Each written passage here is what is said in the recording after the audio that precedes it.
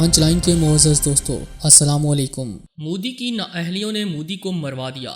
بھارت کے ٹکڑے ہونے کو خالصتان تحریک اپنے عروج پر۔ بھارتی سکھ کسانوں نے بغاوت کر دی۔ پورا بھارت بند ہونے جا رہا ہے۔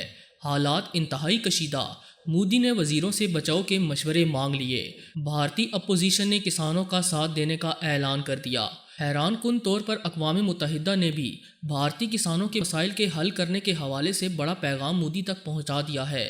یعنی مودی چاروں سائیڈوں سے گھر چکا ہے۔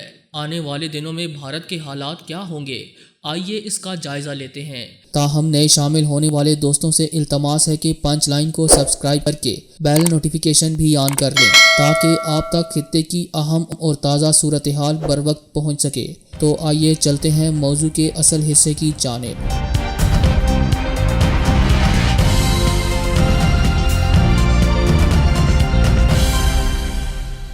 دوستو، جیسا کہ آپ جانتے ہیں کہ بھارت کی موجودہ نااہل حکومت اپنی نااہلیوں کی وجہ سے بھارتی عوام کے لیے ایک عذاب بن کر نازل ہوئی اور بھارت کا شرپسند وزیراعظم یعنی نریندر مودی سرحد پر ہمسائے ممالک سے لڑنے کے سوا کچھ نہیں کر رہا، جبکہ مودی کے پہلے دور حکومت میں بھی کسانوں نے مودی کو بدترین وزیراعظم قرار دیا اور اب ایک بار پھر سے کسانوں کی تحریک نے زور پکڑ لیا ہے۔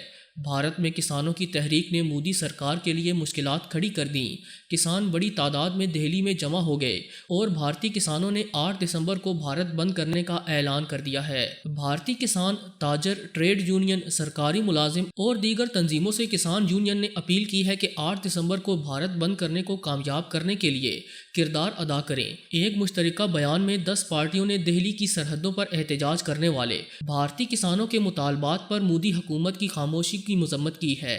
بڑی تعداد میں بھارتی کسان دہلی کی سرحدوں پر کھانے کے ذخیرے اور ٹریکٹر کے ساتھ قوانین کے خلاف احتجاج کر رہے ہیں، جبکہ مودی سرکار مذاکرات کی آڑ میں کسی بھی فیصلے میں تاخیر کر رہی ہے اور بھارتی کسان اپنی بات پر ڈٹے ہوئے ہیں۔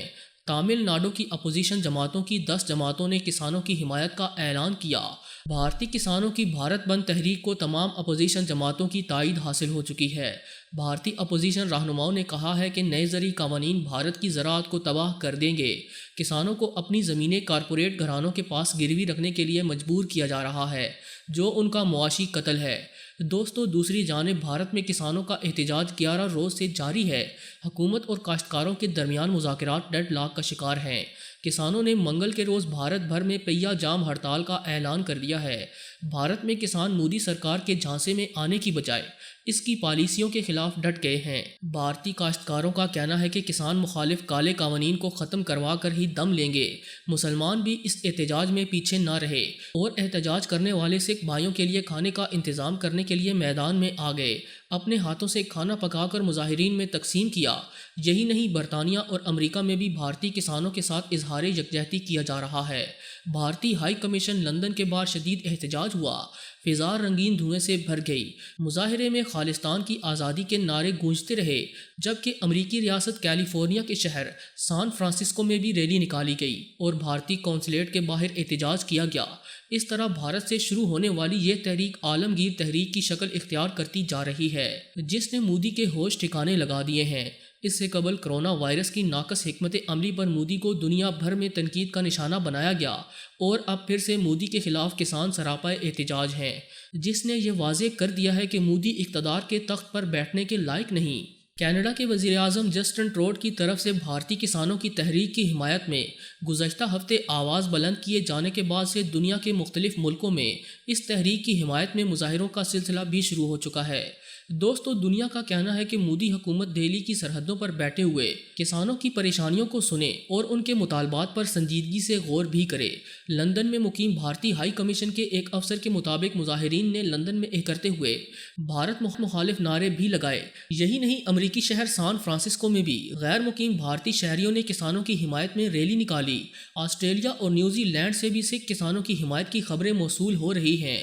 برطانیہ کی مختلف سیاسی جماعتوں کے 36 اراکین پارلیمنٹ نے بھارتی کسانوں کے مظاہروں کی حمایت کر دی ہے۔ انہوں نے برطانوی وزیر خارجہ ڈومنک راب کو ایک مشترکہ خط لکھ کر اس معاملے کو عالمی سطح پر اٹھانے کی اپیل بھی کی ہے۔ دنیا کے دیگر ممالک میں بھی بھارتی کسانوں کے مطالبات کے حق میں سوشل میڈیا پر مہم چلائی جا رہی ہے، جبکہ ایک انکشاف یہ بھی سامنے آیا ہے کہ اقوام متحدہ کے سیکرٹری جنرل نے بھی بھارتی کسانوں کی حمایت میں ایک اہم بیان جاری کیا۔ وہ کہتے ہیں کہ جہاں تک بھارت کا معاملہ ہے، میں یہ کہنا چاہوں گا کہ جیسا کہ میں پہلے بھی کہتا رہا ہوں، عوام کو پرامن مظاہروں کا پورا حق حاصل ہے اور حکام ایسا نہیں کرنے دیں گے۔ مودی تشدد سے باز رہے اور کسانوں کو ان کا حق دے۔ ماہرین کے مطابق آنے والے دنوں میں بھارت کے حالات انتہائی کشیدگی کا شکار ہوں گے، کیونکہ اس دوران خالصتان تحریک نے بھی سر اٹھانا شروع کر دیا ہے، جس کی ایک وجہ کسان تحریک میں شامل سکھوں کی بڑی تعداد بتائی جا رہی ہے۔ گزشتہ روز ایک سکھ رہنما ڈاکٹر امریت سنگھ نے پاکستانی حکومت، اداروں اور خصوصی طور پر پاکستانی میڈیا سے اپیل کی کہ ہندوتوا کی تحریک کے خلاف سکھوں کی آواز کو دنیا بھر میں اجاگر کرنے میں پاکستان اپنا کردار ادا کرے۔ اپنے ایک ویڈیو بیان میں ڈاکٹر امریت سنگھ نے کہا کہ ہندوتوا نظریے کے نیچے مودی سرکار نے جو حال 5 اگست 2019 میں کشمیر میں کیا، متنازع شہریت بل منظور کر کے 200 ملین بھارتی مسلمانوں کو ہدف بنایا، کیسے آسام میں مسلمانوں پر ظلم ڈھائے، آج سکھ اس ہندوتوا نظریے کو چیلنج کرنے کے لیے کھڑے ہوئے ہیں، تو پاکستان کو سکھوں کی مدد کرنی چاہیے۔ دوستو، ڈاکٹر امریت سنگھ نے کہا کہ جیسے بھارت ہر پاکستانی معاملے میں مداخلت کرتا ہے، پاکستان کو بین الاقوامی سطح پر بدنام کرنے کی کوئی کسر نہیں چھوڑتا، ایسا ہی پاکستان کو بھی کرنا چاہیے۔ ہم پاکستانی میڈیا سے امید کرتے ہیں کہ وہ ہماری آواز دنیا تک پہنچائے گا۔ دنیا بھر میں سکھوں کی آواز کی حکومتی سطح پر حمایت کی جا رہی ہے، تو پاکستان جس نے سکھوں کے قبلہ و کعبہ کرتارپور تک رسائی آسان بنائی، وہ اس تحریک میں ہماری آواز کیوں نہیں بن رہا؟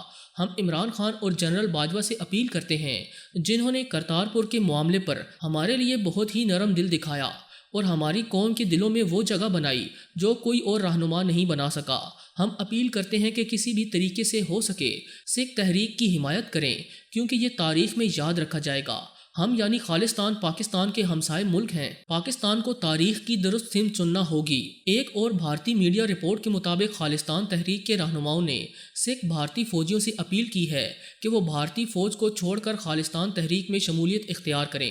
سکھ فار جسٹس کی جانب سے جاری کردہ بھارتی سکھ فوجیوں کے نام پیغام میں کہا گیا کہ سکھوں کے الگ وطن کے قیام کے لیے فیصلہ کن گھڑی آن پہنچی ہے۔ سکھ فوجی ریفرنڈم 2020 کی حمایت کریں اور اس کی رجسٹریشن میں حصہ لیں۔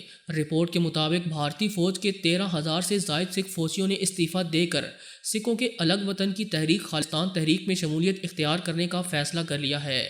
خالصتان تحریک کے ترجمان گوپال سنگھ کا کہنا ہے کہ بھارتی سکھ جلد ہی اپنی الگ ریاست کا مطالبہ کرنے والے ہیں۔